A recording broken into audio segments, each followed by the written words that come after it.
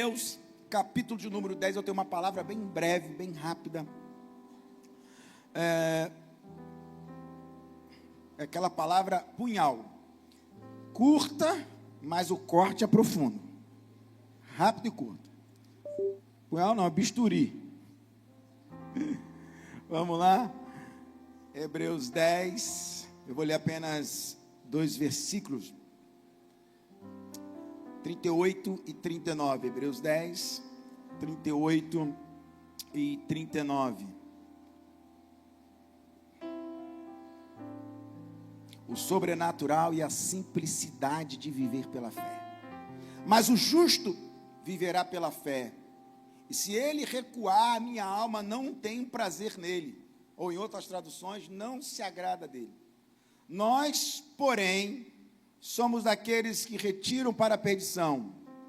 Mas daqueles que creem, não somos daqueles que retira para a perdição, mas daqueles que creem para a conservação da alma. Versículo 38 e 39 novamente. Mas o justo viverá da fé.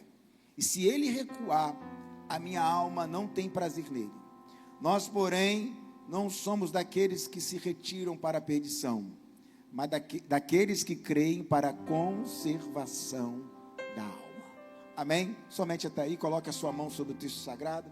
Vamos falar com Deus. Pai, é a tua palavra, ela é fiel e ela é digna de toda aceitação. Fale conosco, no nome de Jesus. Amém. Amados irmãos, hoje eu quero falar sobre o sobrenatural e a simplicidade de viver pela fé. Viver pela fé é algo simples, mas ela nos leva a viver também o sobrenatural. A Bíblia, ela é enfática em dizer o princípio da fé. É um tema que eu gosto de falar, é um tema que eu já ministrei em outros momentos aqui para a igreja, mas nós precisamos entender sobre o sobrenatural e a simplicidade de viver pela fé. A fé é algo vital na vida de cada um de nós. O texto diz que o justo viverá pela fé. A Bíblia fala que sem fé é impossível agradar a Deus. Então, pastor, como que eu faço para agradar a Deus? Fé. Se eu sou uma pessoa que não tenho fé, eu sou uma pessoa que eu estou desagradando a Deus. O que nos move na nossa fé, na nossa vida, e esse é um princípio que nós estamos falando aqui, que nós falamos aqui no momento da oferta, que Deus aqui nos move. A Bíblia, nós falamos que o primeiro lugar é o reino de Deus. É isso que nós falamos? Nós falamos que a primeira coisa na nossa agenda tem que ser Deus. A primeira coisa e a última coisa tem que ser a presença de Deus. Tudo que nós vamos fazer, nós temos um ponto de apoio. Nós temos uma nascente, e essa nascente é a presença de Deus na nossa vida. Tudo que nós vamos fazer, nós temos um norte, e esse norte é Deus na nossa vida. Por que eu estou falando isso? Para muitos, a sua nascente, para muitos, os seus sonhos, para muitos, os seus objetivos, o seu alicerce, são as suas riquezas, são os seus negócios, são a sua carreira. Não, pastor, a prioridade é a minha carreira. Você já viu alguém falar isso? A prioridade é o meu sonho particular. Mas para quem vive pela fé, a nossa prioridade primeiramente é Deus. Porque eu encontro com pessoas que dizem, não, a minha prioridade é a minha carreira. A prioridade é os meus sonhos. Eu sou contra a carreira, não. Eu tenho formação, eu tenho faculdade, eu tenho profissão também, irmão. Eu tenho outras carreiras também na minha vida pessoal, eu sei disso. Mas todas elas se submetem a uma principal, que é viver pela fé. Eu tenho outras profissões, eu tenho outras carreiras, eu tenho outros negócios, mas tudo isso tem que se submeter a uma fé em Deus. Porque sem isso nada existe. Quem está entendendo, diga amém. O que adianta você ter um sonho se Deus não está dentro desse sonho? O que adianta você ter uma carreira linda? O que adianta você ter sucesso naquilo que Deus não aprovou? Você pode ser até bem sucedido, entre aspas, mas a presença de Deus não está lá. Aí eu lembro de Davi e Saul. Quando Saul percebeu que ia perder o trono, ele queria buscar a presença de Deus, porque ele não poderia perder o trono. Davi, quando percebeu que ia perder a presença de Deus, ele entregou o trono. Eu não quero o trono, eu quero a presença. Ah, meu Deus, alguém pegou essa palavra aqui hoje? Tem muita gente que está com medo de perder o trono e vai buscar a presença de Deus. Mas Davi estava com medo de perder a presença de Deus. Eu não quero saber de trono coisa nenhuma. Pode levar trono, pode levar carro, pode levar prata, pode levar ouro, pode levar toda a riqueza, mas uma coisa eu quero: não leva de mim a tua presença. Mas alguém pegou essa palavra aqui hoje? Meu irmão, eu não estou preocupado com posição social, eu não estou preocupado com reputação, eu não estou preocupado com aplauso. Uma coisa que eu peço: Deus, não retire a tua unção sobre as nossas vidas, não retire uma unção. Tem alguém aqui que ama a unção de Deus sobre a tua vida? Não adianta ter sucesso em coisas que Deus não aprovou. É melhor você não ser reconhecido na terra, não ser reconhecido pelos homens, mas os céus sabem o teu nome, o céu sabe quem você é. Alguém pega esta palavra aqui hoje e quer ser reconhecido pelo céu? Tem alguém aqui que quer ser reconhecido pelo céu? Levante a sua mão, reage dando um brado de glória ao Senhor. É inadmissível ver uma geração que está preocupada em ser reconhecido pelos homens. Estão preocupados com reconhecimentos humanos, reputação. Isso não é problema, mas essa não é a nossa prioridade. Os homens podem te reconhecer, podem te honrar. O que nos impulsiona é a nossa prioridade em se moldar à vontade de Deus. Vai ter momento que você vai abrir mão às vezes dos seus próprios sonhos para falar assim: eu me submeto à vontade de Deus. E sabe quando que a gente se sente verdadeiramente realizado? Quando a gente abre mão dos nossos sonhos e abraça os sonhos de Deus. No primeiro momento a gente sente dor. Primeiramente a gente se sente frustrado. Primeiro momento a gente se sente incomodado. Mas depois a gente entende: foi a melhor coisa que aconteceu, foi me submeter à vontade de Deus. Irmãos, às vezes a gente tem que escolher qual é o preço que a gente quer pagar. O preço de não abraçar a vontade de Deus, ou o preço de fazer a vontade do Senhor. Escute isso aqui que eu vou falar. Nós precisamos escolher o preço que a gente quer pagar.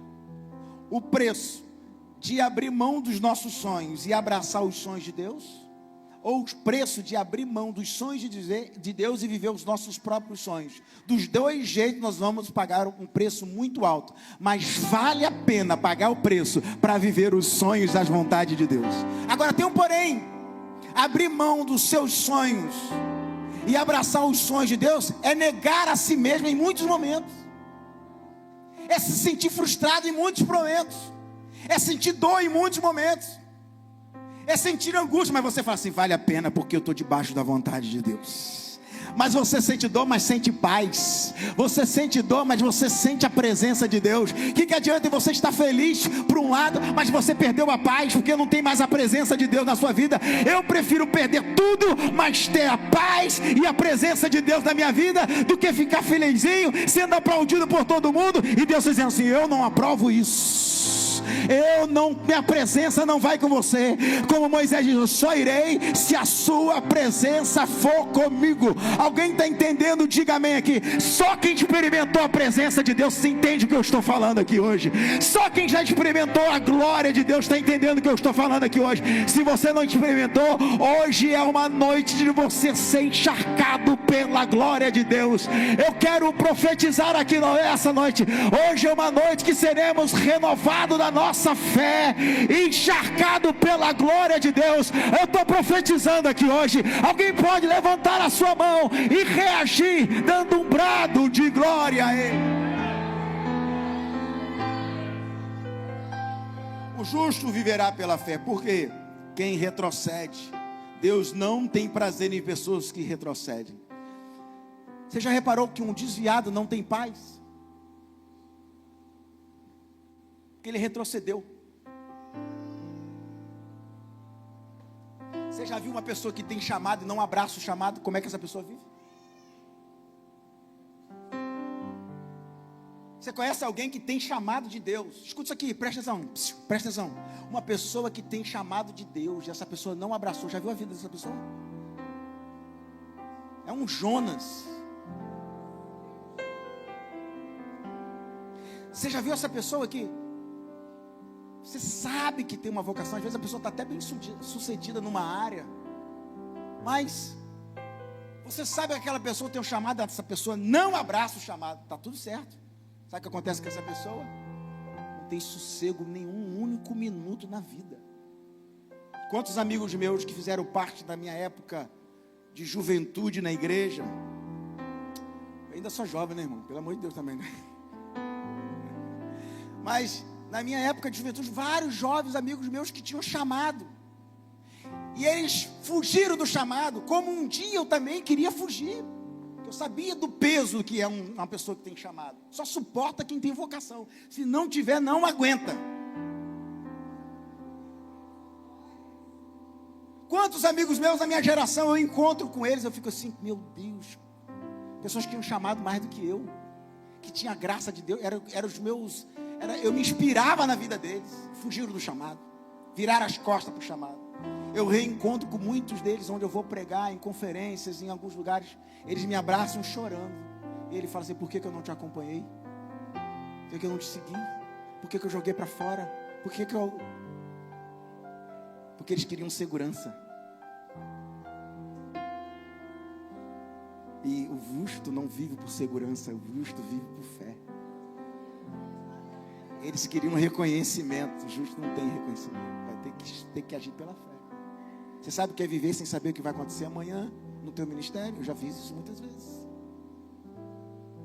Sabe que você está num caos hoje e fala assim, eu vou morrer amanhã. Esse é ministério.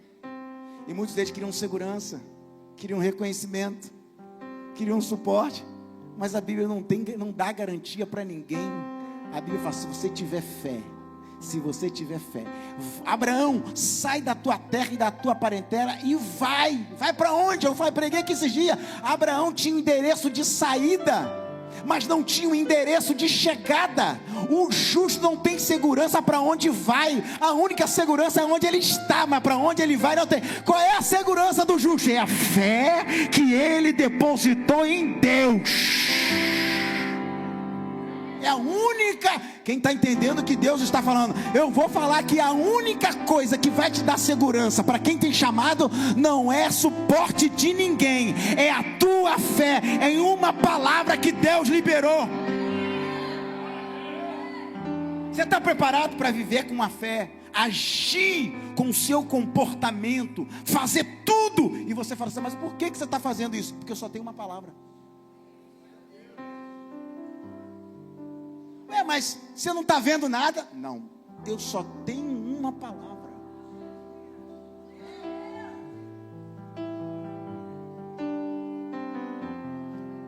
E ouça, o Senhor não se agrada daqueles que retrocedem.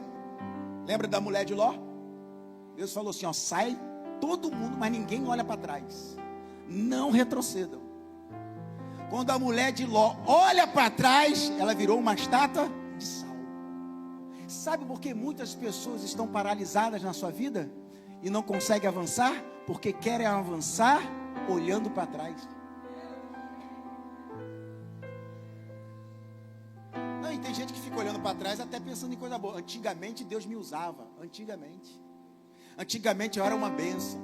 Você virou uma estátua de sal, espiritual e emocional, porque a sua vida é só olhando para trás, seja de coisas ruins, seja de coisas boas. O nosso passado às vezes entulha o nosso futuro de tanta gente olhar para trás. Por que você acha que o vidro do carro para-brisa é maior do que o retrovisor?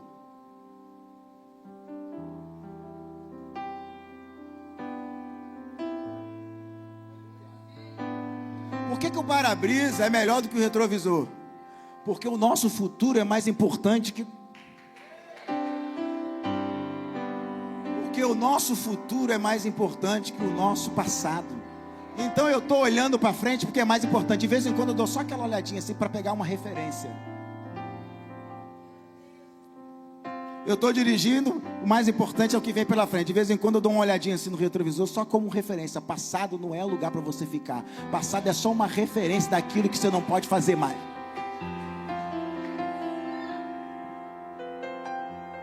Aí tem gente que quer dirigir a vida assim, olhando para o retrovisor o tempo todo. Você vai bater daqui a pouquinho.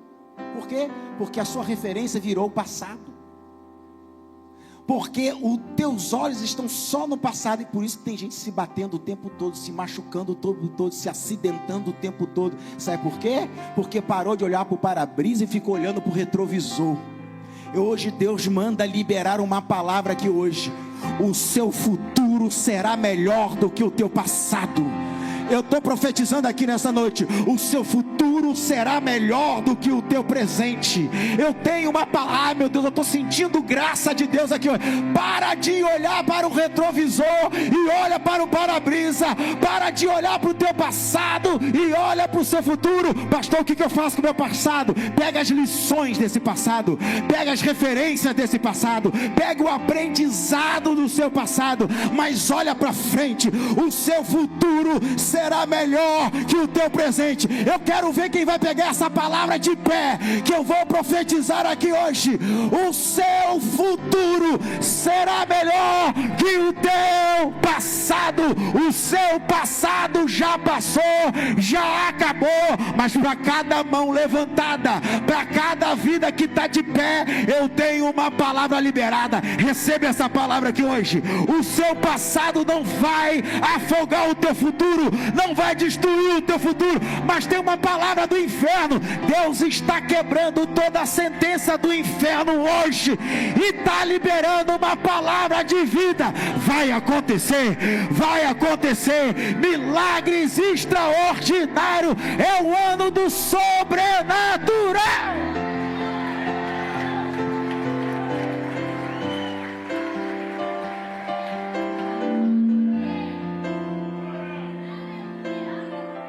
Eu creio em palavra profética liberada do altar. Eu creio. Isso não significa que, olha para mim, o justo viverá pela fé, mas o justo também sofre. Olha para mim, o justo também sofre. Jó, um homem justo e fiel, sofreu. Quem conhece a história de Jó? A história de Jó nos ensina que o justo também sofre. O sofrimento do justo não é sinônimo de pecado. A gente acha que talvez um homem de Deus, uma mulher de Deus está sofrendo, pode ser pecado. E no caso de Jó, a gente entende que os justos também sofrem. O sol nasceu para todos. No mundo nós teremos aflições, mas tem um detalhe que eu preguei aqui esses dias. Salmo 91 diz que aquele que habita no esconderijo do Altíssimo, a sombra no Onipotente se esconderá. Ou seja, se você habita no esconderijo do Altíssimo, existe o Onipotente te escondendo, te protegendo. Você vai passar por luta, mas existe o cuidado de Deus sobre a sua vida. A fé, quando a gente fala que o sobrenatural é a simplicidade de viver pela fé, significa que quando esse sobrenatural ainda não se manifesta, a fé que você tem no Senhor te ajuda a suportar as tempestades da vida, porque aquilo que você não pode mudar, Deus te dá força para suportar. Então você olha para o apóstolo Paulo e ele fala assim: eu aprendi a viver contente. Aí seu presidente do fã-clube do apóstolo Paulo está aqui, Súlio. A Bíblia diz que o apóstolo Paulo disse, ele disse o seguinte, ela levantou a mão na hora que eu falei, apóstolo Paulo. A Bíblia diz, o apóstolo Paulo disse, eu aprendi a viver contente em toda e qualquer situação. A palavra contente no original do hebraico é da mesma raiz da palavra contentamento. E também é da mesma raiz da palavra contente, que é alegria. Ele tinha contentamento e alegria, e ele diz, em toda e qualquer situação, você ia viver abatido, você ia viver na escassez, e sei viver na abundância. Você está entendendo que a fé em Deus, o sobrenatural, ela é simples? Ele está dizendo o seguinte: se o milagre se manifestar, e o apóstolo Paulo viveu muitos milagres extraordinários, mas se esse sobrenatural, ainda que ele não se manifesta, o que eu estou vivendo com Deus já é sobrenatural, meu irmão.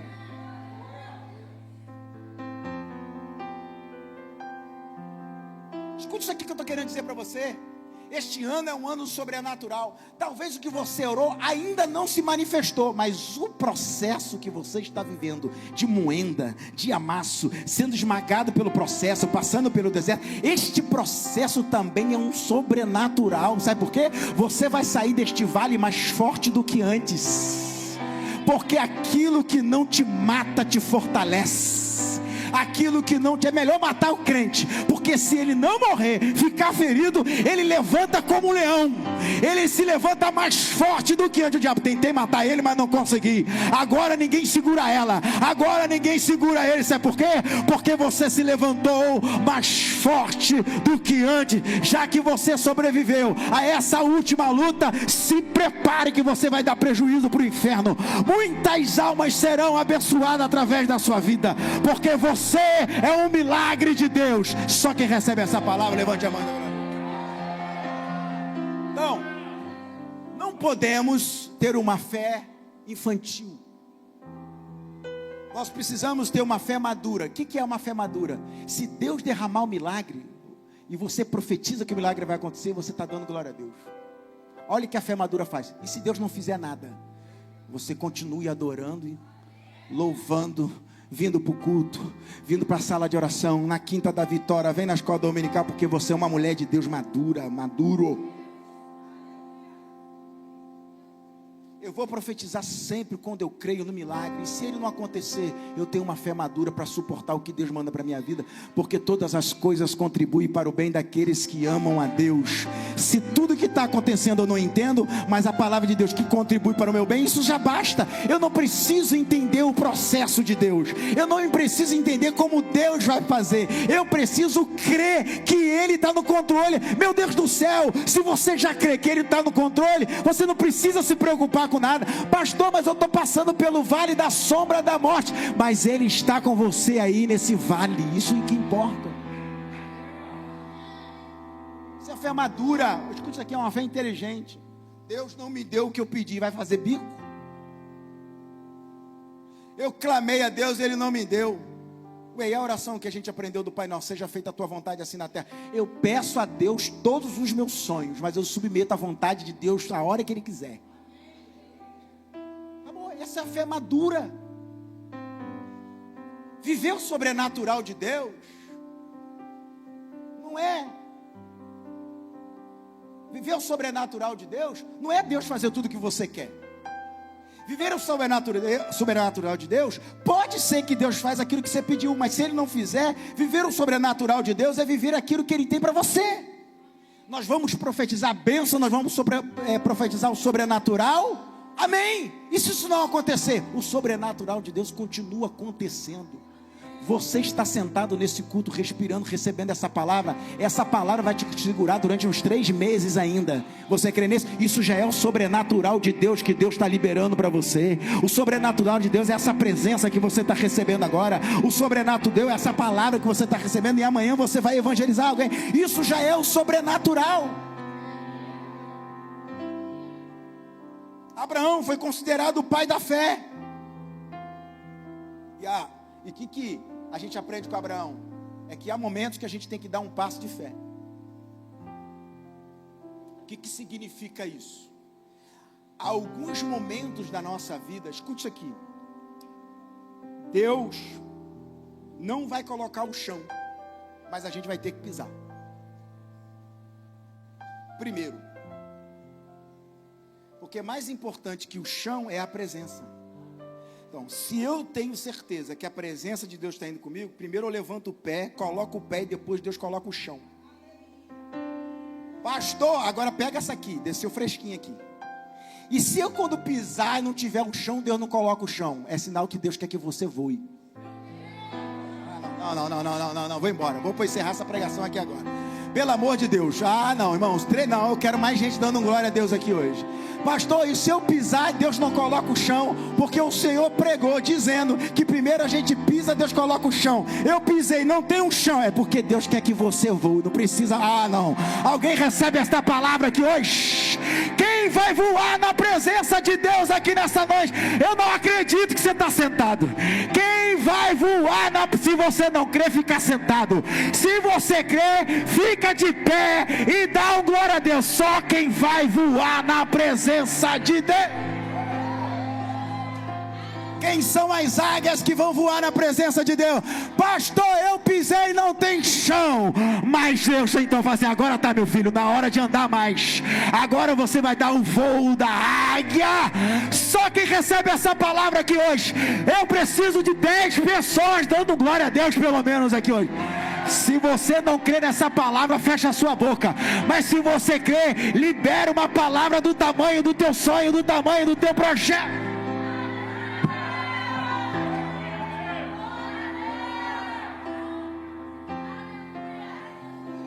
Meu Deus, vai virar vigília, irmãos. Aleluia. Apesar que tem gente que quer fazer vigília, me convidaram para pregar. Obrigado pelo convite. Tem irmãos aí que estão querendo fazer uma vigília e me convidaram para pregar. Fiquei tão honrado. A pregação era 5:30 da manhã. Pastor, nós vamos fazer uma vigília e queria que você pregasse. Falei, qual horário? 5:30 da manhã. Vocês se me amam mesmo, né? E eu me sinto feliz em pregar aqui e pastorear. Eu costumo dizer que eu não pastorei uma igreja de ovelhas. Eu costumo dizer que eu pastorei uma igreja de ovelhas, mas uma igreja de amigos. Eu me sinto honrado de pastorear a igreja de Búzios, porque é mais do que uma igreja de ovelhas. Eu tenho uma família aqui nesse lugar. Eu tenho amigos aqui nesse lugar. Eu me sinto em casa. Eu me sinto, parece que eu estou aqui há 20 anos. Jesus disse assim: já não chamo vocês mais de servos, eu chamo vocês de amigos. Eu tenho irmãos, eu tenho amigos, eu tenho pai, eu tenho mãe aqui dentro, que são pessoas que me ajudam em oração. E para mim é uma honra viver assim. E viver pela fé, eu oro a Deus, vocês já viram falar isso aqui, que eu peço para Deus apresentar os seus amigos. E uma das coisas que Deus fez para me apresentar os amigos, me apresentou a igreja de Búzios. Eu oro muito, há muitos anos: Senhor, me apresente os seus amigos. Deus tem me dado amigos no mundo inteiro. Vários países Deus me deu amigos. Vários estados Deus me deu amigos. E eu creio que pastorear a igreja de Búzios é Deus dizendo para mim: eu te apresentei uma igreja de amigos. Para você caminhar, orando. Pode ter certeza, irmãos, é raro uma madrugada que Deus não me levanta para orar. É raro. Quase toda madrugada Deus me levanta. E sabe de uma coisa: toda madrugada que eu levanto para orar, todos vocês estão nas minhas orações. 3 da manhã, 4 da manhã, 5 da manhã, eu oro pela igreja de todas as pessoas. Cada pessoa que colocar o pé dentro daquela igreja, passar na calçada daquela igreja, que sentar naquele banco, que o Senhor visite cada uma delas. Esta madrugada eu vou orar por vocês. E é viver pela fé. Quando nós entendemos isso, nós podemos estar num cenário mais caótico. É aí que a fé precisa brotar. Você já viu quando você lança uma semente e você espera algo brotar, nada está acontecendo do lado de fora? Mas se você perguntar para o agricultor, ele fala assim: não está acontecendo nada do lado de fora, mas está acontecendo debaixo da terra, do lado de dentro. São as raízes que estão sendo fincadas. Talvez quem está olhando para você não está vendo nada acontecer do lado de fora, mas Deus está brotando algo do lado de dentro. Vai chegar o momento que Deus vai expor a unção que Ele está colocando na tua vida. Mas o que eu faço durante o processo? Não perca a fé e se alegra na presença do Senhor. Abacuque capítulo 3, versículo 17 e 18 diz assim: ainda que a figueira não floresça, nem que haja fruto na vide, ainda que o produto da oliveira minta, os campos não produzam mantimento, ainda que as ovelhas da malhada sejam arrebatadas e os currais não haja mais gado, todavia eu me alegrarei no Senhor e exultarei o Deus da minha salvação. Escuta isso aqui, irmão, antes de melhorar, piora. Olha só, José tem um sonho, que Deus ia fazer algo extraordinário na vida dele. O que acontece depois? Os irmãos queriam matar ele. Aí qual é a nossa revolta? É que você vai no culto de oração, levanta o profeta e entrega um recado, no outro dia dá tudo errado. É porque a nossa vida não está conectada com a promessa de Deus. A gente fala assim, como que Deus vai fazer, se a minha vida está nesse estado, e a promessa de Deus é muito maior, não encaixa. Não encaixa e nem vai encaixar, porque o que Deus faz na nossa vida não se explica, se vive.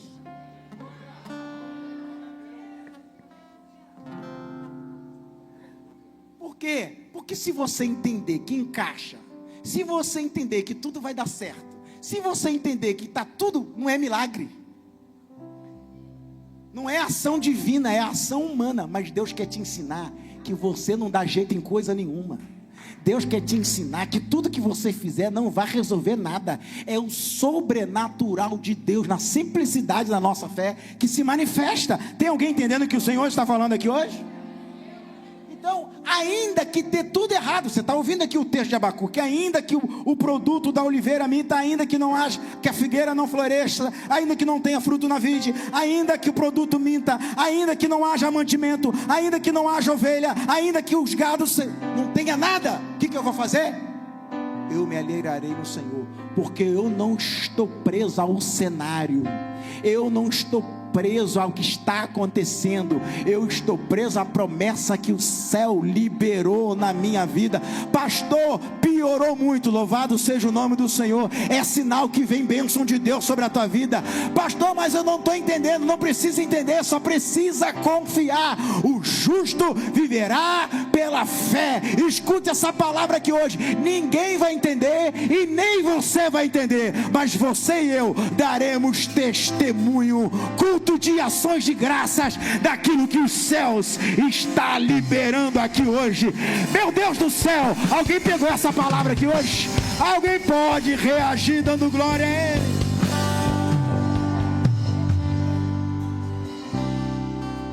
Agora, viver pela fé vai exigir de nós renúncias. Diga comigo, renúncias.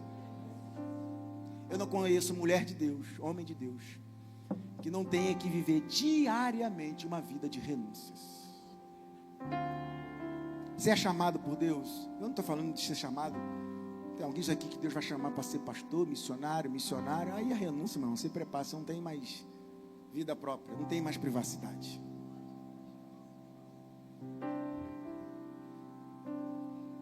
Eu me lembro que eu cheguei no mercado de tênis, bermuda, boné. De vez em quando os irmãos me veem correndo na rua. Quem já me viu correndo aqui na rua?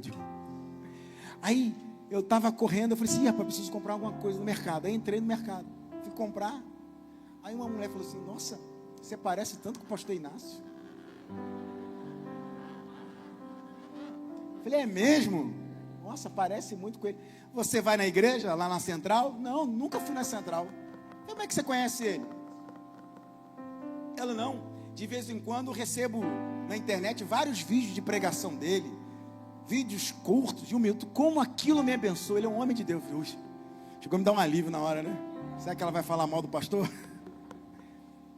Nossa, é muito parecido com ele. Eu falei assim, eu sou o pastor Inácio. Ai, meu Deus. Eu falei assim, eu te convido para ir lá na igreja, conhecer a palavra. Já esteve aqui na igreja, acredito que já esteve aqui na igreja, faz bastante tempo. Ou seja, você não tem mais privacidade. Onde você for, as pessoas vão reconhecer você. E isso é bom. Por quê? Porque aonde você for, você vai levar o evangelho e a presença de Deus para abençoar a vida das pessoas. Sabe uma coisa que eu tenho como um objetivo na minha vida? E eu falo isso sempre para Deus. Algumas pessoas próximas a mim sabem disso. Eu falo assim, Senhor, não deixa nenhuma pessoa atravessar o meu caminho que não tenha a sua vida tocada pela tua presença. Seja a pessoa do sinal. E olha que eu sou desatento, irmãos.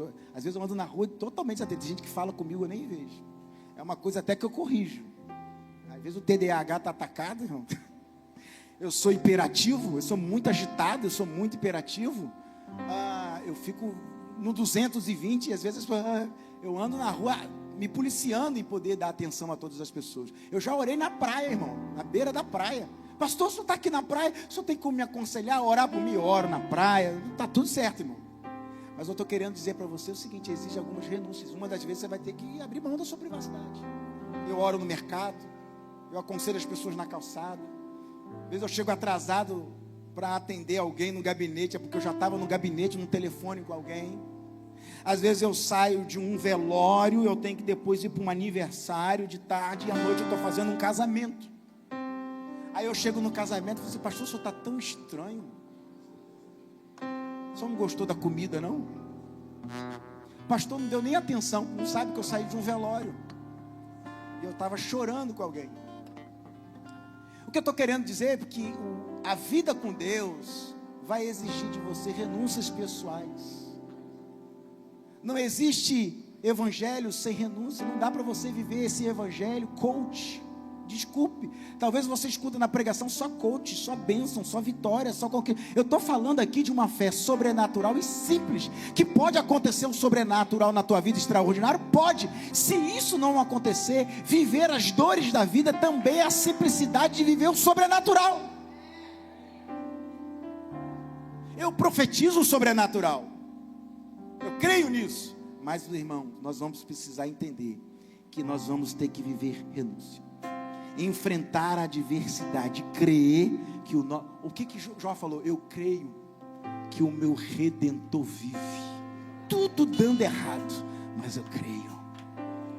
Talvez você não teve um pai bom, mas você tem a presença de Deus que substitui essa carência. Talvez você não teve uma mãe boa, mas você tem a presença de Deus que substitui essa carência. Não sou eu que estou dizendo, não, é a Bíblia que diz em Isaías: pode uma mãe esquecer do filho a qual amamenta, mas eu, o Senhor, não me esquecerei de ti. Talvez você veio de uma família toda desestruturada, você não teve referência de pai, você não teve referência de mãe, você não teve referência familiar, mas olha essa família aqui que Deus te deu aqui, ó. Essa aqui é a família que Deus te deu. A presença de Deus vai suprir toda e qualquer carência.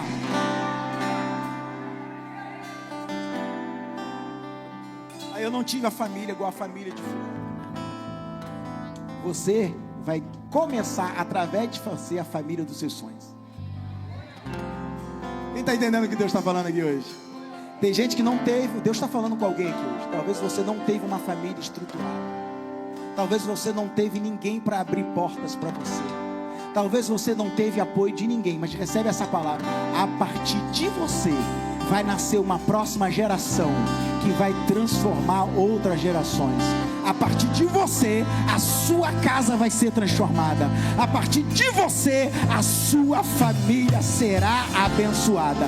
Meu Deus do céu, alguém pode ficar de pé, adorando o nome do Senhor. Vamos agradecer a Deus aqui nessa noite. Oh, aleluia!